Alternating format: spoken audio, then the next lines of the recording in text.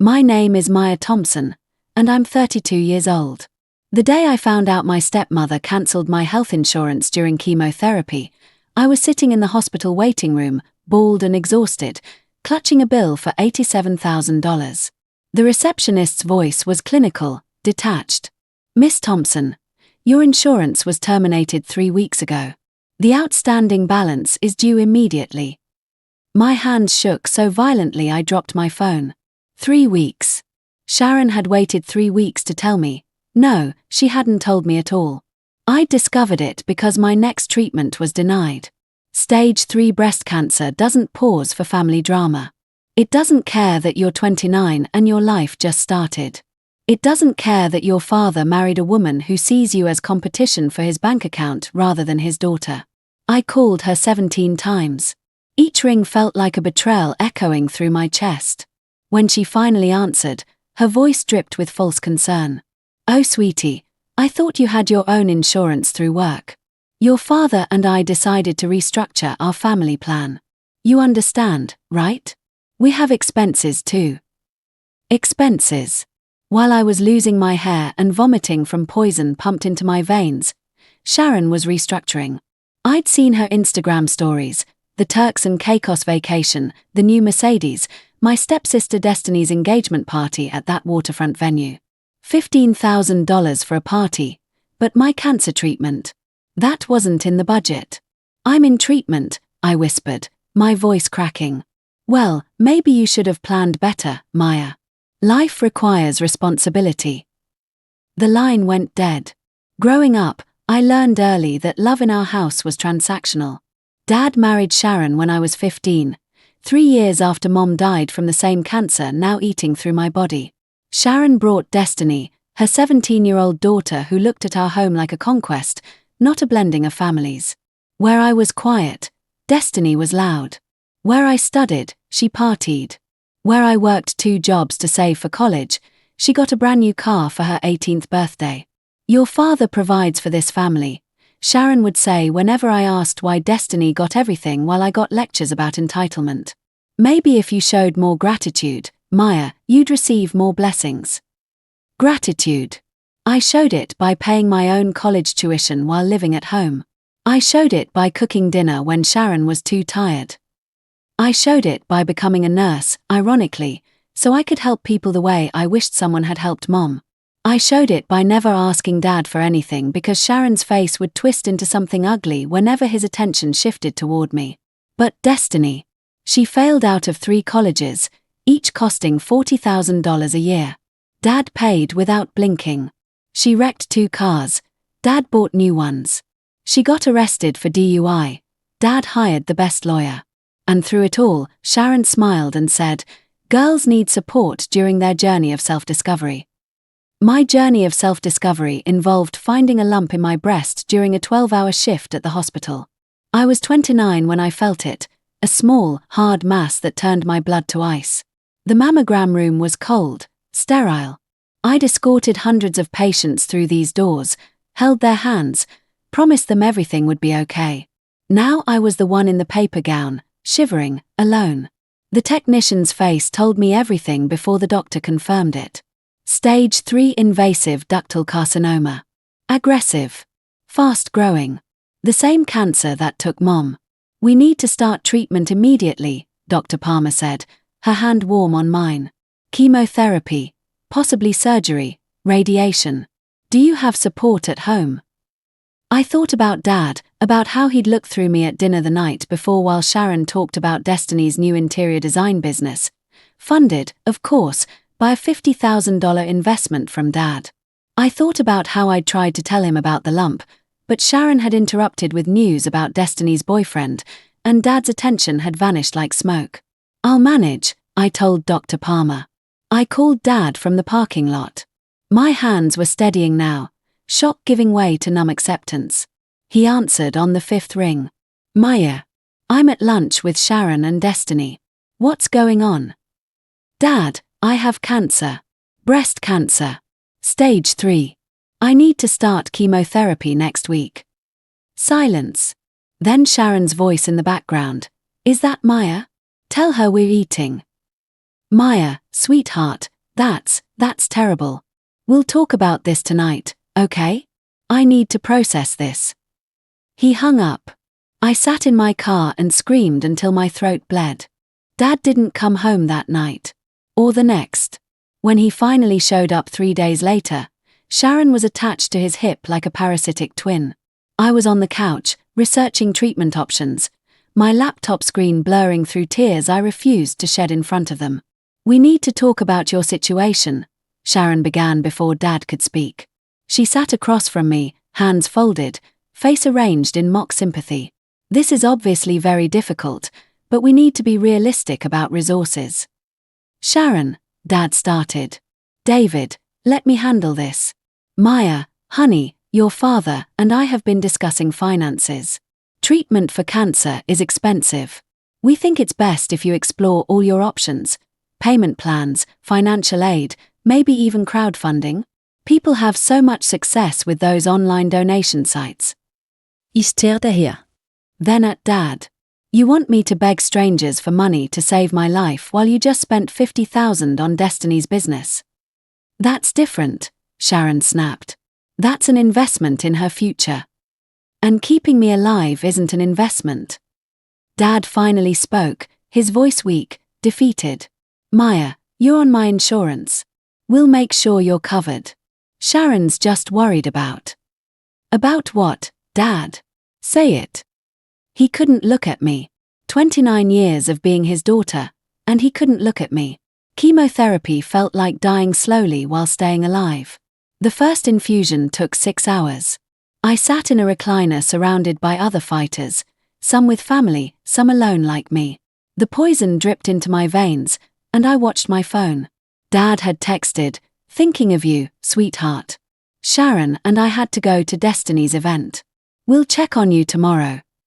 Tomorrow came and went. So did the next week. And the next. But the bills started arriving immediately. Pre-treatment costs, lab work, imaging. I paid them from my savings, the money I'd been setting aside for a down payment on a house. $18,000 evaporated in 2 months. My hair fell out on a Tuesday. I'd been warned, prepared, but nothing prepares you for watching pieces of yourself circle the drain.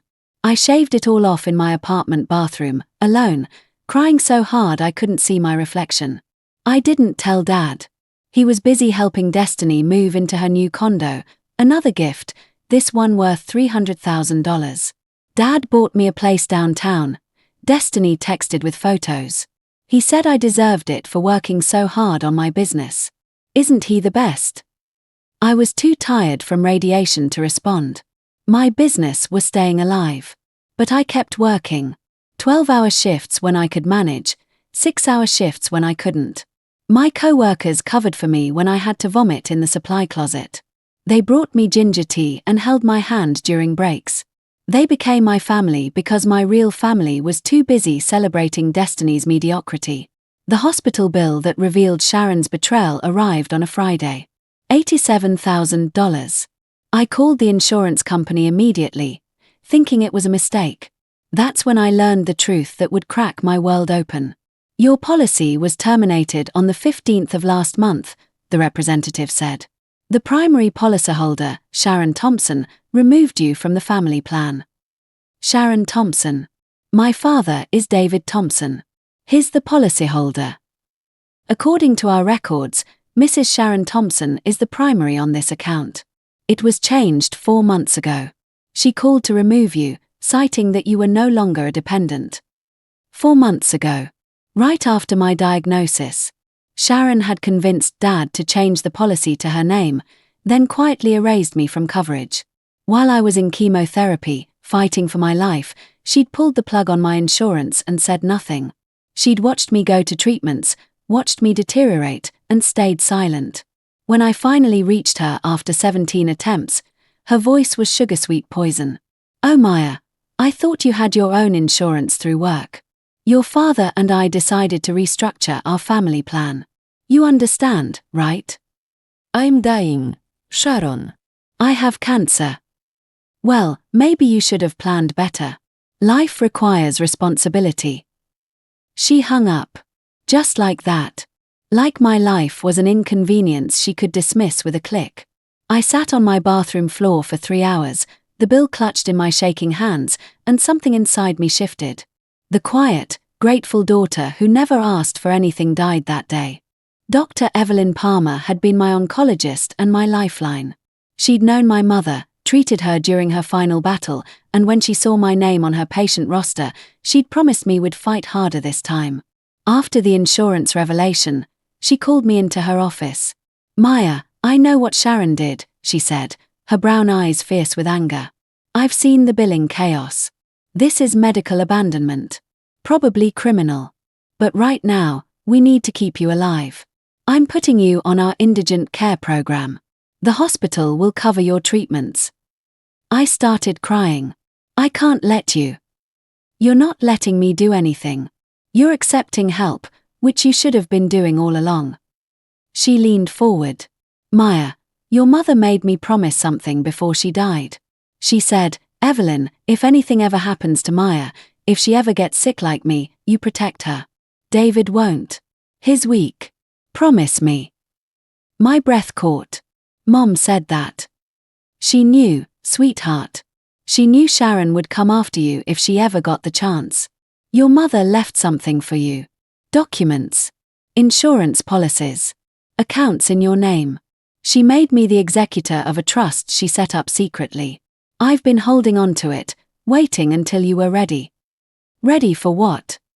Dr. Palmer pulled out a manila envelope, thick with papers. "Ready to fight back. Your mother left you everything, Maya. The house, her life insurance, her retirement accounts. Over $2 million. But she structured it so it couldn't be touched until you turned 30 or faced a life-threatening illness, whichever came first. She didn't trust David to protect it from Sharon." My hands trembled as I opened the envelope. The documents revealed a story I never knew. Mom had been diagnosed with cancer a year before she told anyone. During that year, she'd quietly liquidated assets, set up trusts, and created an ironclad legal structure to protect me. She'd known Sharon was circling even then, watching Dad's money like a hawk waiting for prey. "Your father doesn't know any of this," Dr. Palmer explained. "Your mother made sure of it. She knew he'd fold under pressure, that Sharon would manipulate him. Every legal document here names me as executor and you as sole beneficiary. Sharon can't touch this money. Neither can David." There were letters too. Mom's handwriting, shaky from her illness but determined. I read through tears. "My darling Maya, if you're reading this, I'm gone, and you're facing the same demon I fought. I'm so sorry, baby. But you're stronger than me. You have something I didn't have, the truth. Sharon married your father for money. I found evidence, bank statements, emails to her lawyer discussing David's assets before they even married. I couldn't fight her and cancer at the same time. But you can. Use this money to save yourself. Use these documents to protect yourself. And Maya, stop being quiet. Stop being grateful. Stop accepting less than you deserve. Your silence isn't peace, it's surrender. Don't surrender, baby girl. Fight. Love, Mom." I looked up at Dr. Palmer, tears streaming down my face. "When can I access this?" "Now. You're 32. You've been eligible for 2 years, but I wanted to wait until you needed it. I think that time has come." I thought about Sharon's face when she'd told me to crowdfund my cancer treatment. I thought about Destiny's new condo, her cars, her parties. I thought about Dad's weakness, his inability to choose me even once. "Dr. Palmer," I said, my voice steady now, "I need a lawyer." Attorney Marcus Jennings specialized in medical malpractice and family law. Dr. Palmer had recommended him, calling him a bulldog with a law degree and a conscience. When I laid out everything, the insurance cancellation, the timing, Sharon's control over Dad's finances, Mom's hidden assets, his eyes lit up like a prosecutor who'd just found the smoking gun. "This is elder abuse, medical abandonment, and possible fraud," he said, making notes rapidly. "Your stepmother has been systematically manipulating your father while neglecting you during a life-threatening illness. We can pursue both criminal and civil charges. But Maya, I need to know, what do you want?" I'd thought about this during the sleepless nights after discovering Mom's money. What did I want? Revenge. Justice. My family back. I realized the family I wanted had never existed. Dad had checked out emotionally the day Mom died. Sharon had seen an opportunity and taken it. Destiny had just followed her mother's blueprint. I want my father to see the truth, I said finally. I want Sharon exposed. And I want to make sure she can never hurt anyone else. Marcus smiled. Then let's give them a show they'll never forget. We spent 3 weeks building the case. Marcus subpoenaed financial records showing Sharon had been funneling money from Dad's accounts into her personal ones, over $500,000 in 2 years. He documented every gift to Destiny, every expense Sharon claimed was for the family but benefited only her daughter. He got testimony from my co-workers about my work ethic, my struggle, my isolation. And then he found something explosive. Sharon had a previous marriage. A husband she'd bled dry through similar tactics before divorcing him and moving on to Dad. The ex-husband, Robert, was eager to testify. Sharon was planning something big, I could feel it. Her Instagram was full of cryptic posts about family loyalty and ungrateful children.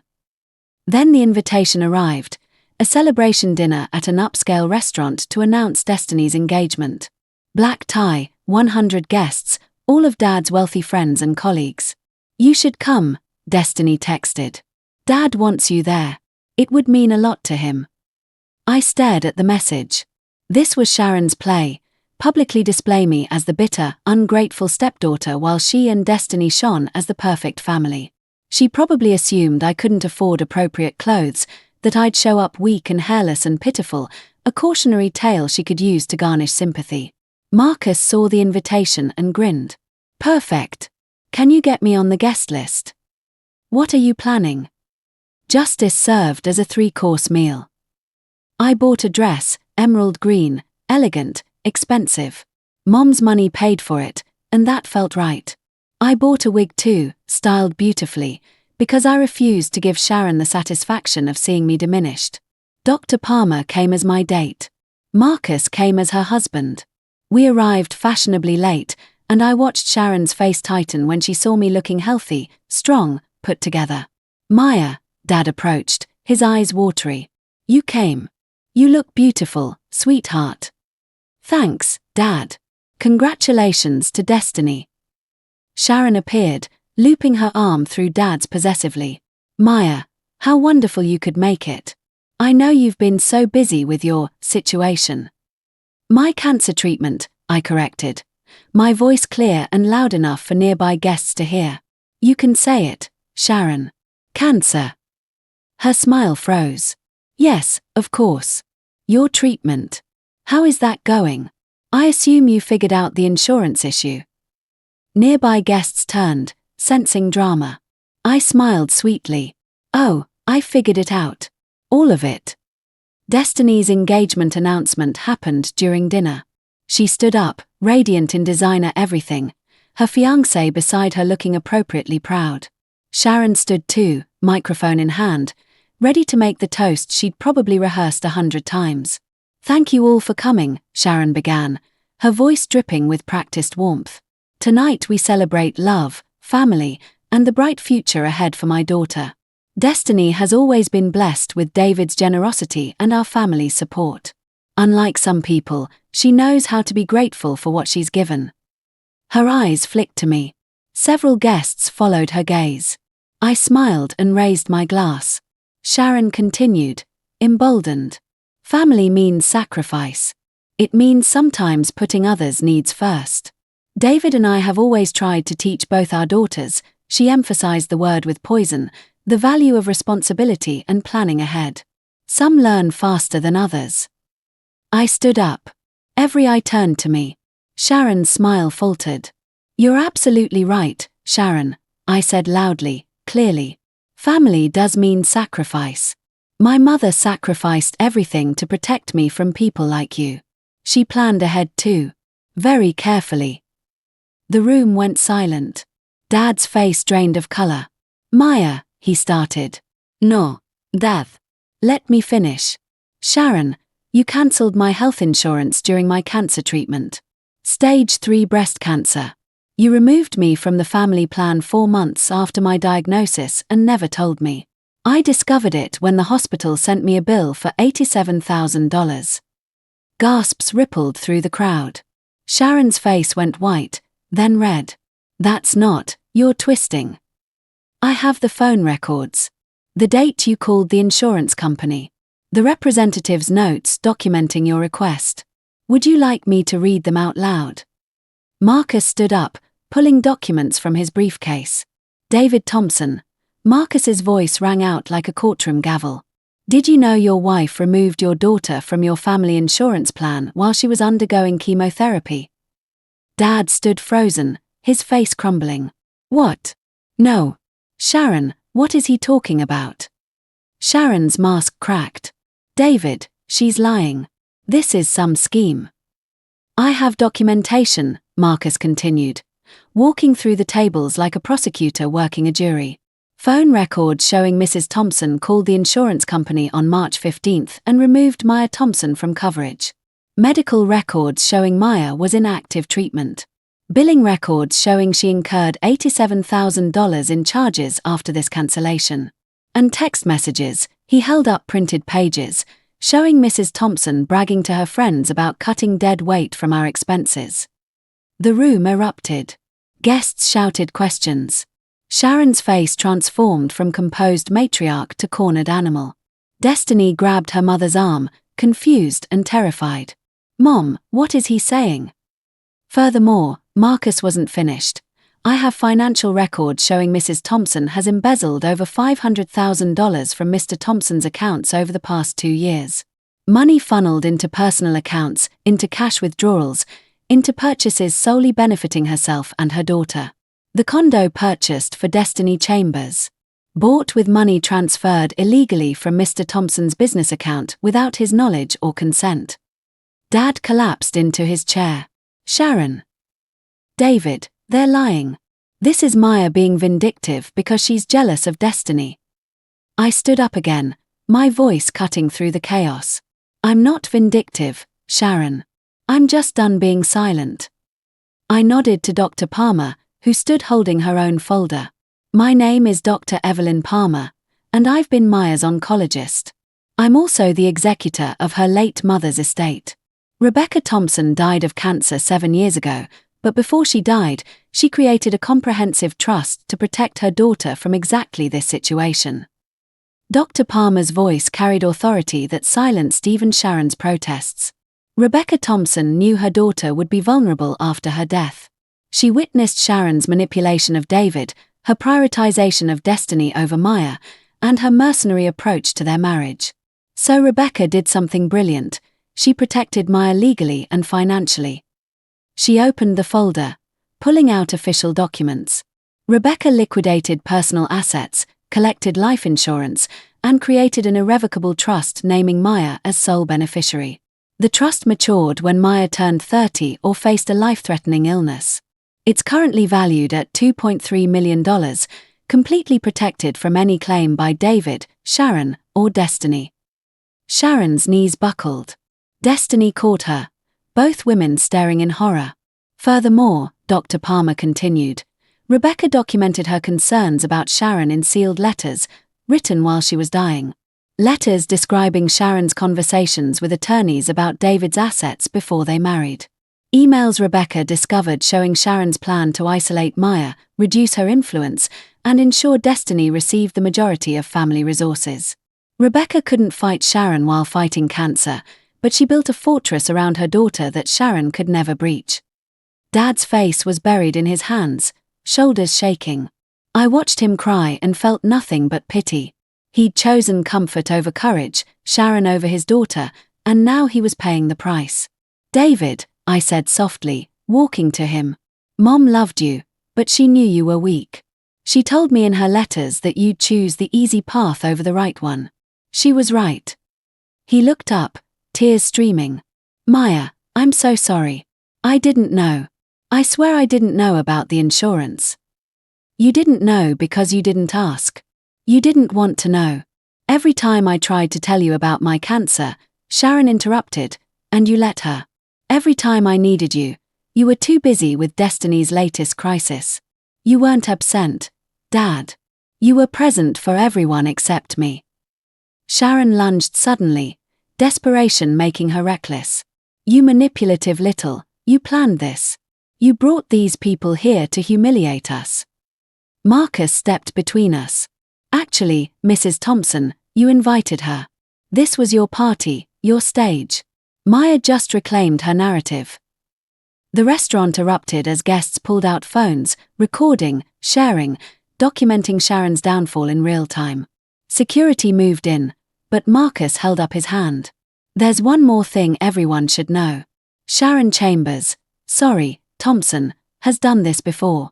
Her first husband, Robert Chambers, is prepared to testify about identical patterns of financial abuse, isolation, and manipulation. She drained his accounts, alienated him from his children, and left him bankrupt. An older man stood up from the back of the room. Robert himself, Marcus's ace card. She destroyed my family. I lost custody of my son because she convinced the court I was unstable. She took $800,000 and vanished. When I saw her married to you, David, with a stepdaughter, I knew history was repeating.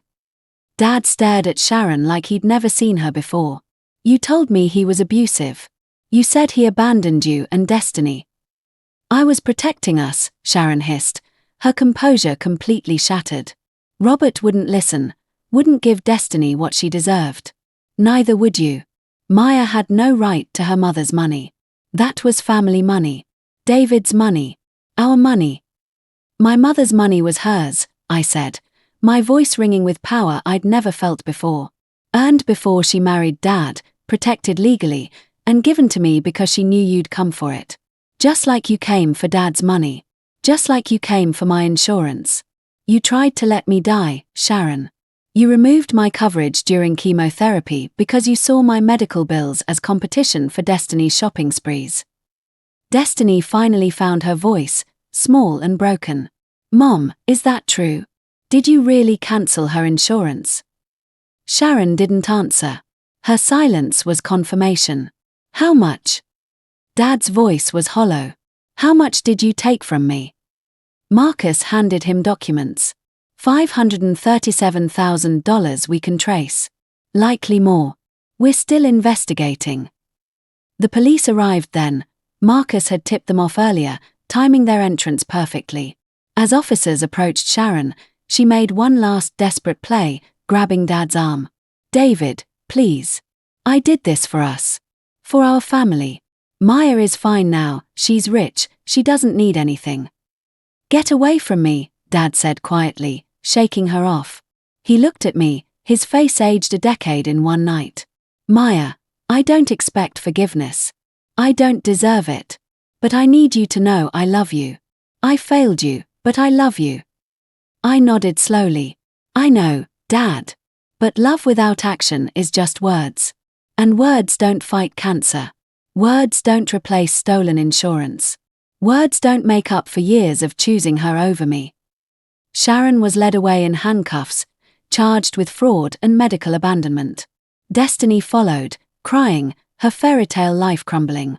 The guests dispersed, already texting, calling, spreading the story that would dominate social media for weeks. Dad stood alone in the wreckage of his choices. I walked past him, Dr. Palmer on one side, Marcus on the other. At the door, I turned back. Mom left me a quote in her final letter, I said, my voice carrying across the empty restaurant. She wrote, silence does not mean weakness, Maya. Sometimes it means you're gathering strength. And when you finally speak, make sure the world listens. I paused, letting the words settle. Sharon thought my silence meant defeat. She thought my gratitude meant submission. She thought my suffering made me small. She was wrong. This home, I gestured to encompass not just the building, but the life Mom built for me, was built on sacrifice and love, not lies and greed. And it's finally mine. I walked out into the night air, breathing deeply for the first time in years. 3 months later, I was in remission. Sharon was convicted. Destiny moved away, finally learning to support herself. Dad and I speak occasionally, brief, careful conversations where we're relearning each other. He's in therapy, trying to understand how he became so easily controlled. And me. I'm using Mom's money to create a foundation providing financial assistance to cancer patients whose insurance gets cancelled. I named it Rebecca's Shield. Because Mom taught me that the strongest revenge isn't cruelty, it's refusing to let the people who hurt you define your story. I'm still here. Still fighting. Still speaking. And my voice. It's louder than Sharon ever imagined possible. Justice isn't always immediate, but it's always inevitable. Your silence isn't weakness, it's preparation. And when you finally break it so loudly the world has no choice but to listen. If this story resonated with you, share it. Someone in your life needs to hear that they're not alone in their fight, that family betrayal doesn't define your worth, and that speaking your truth, even when your voice shakes, is the most powerful weapon you possess.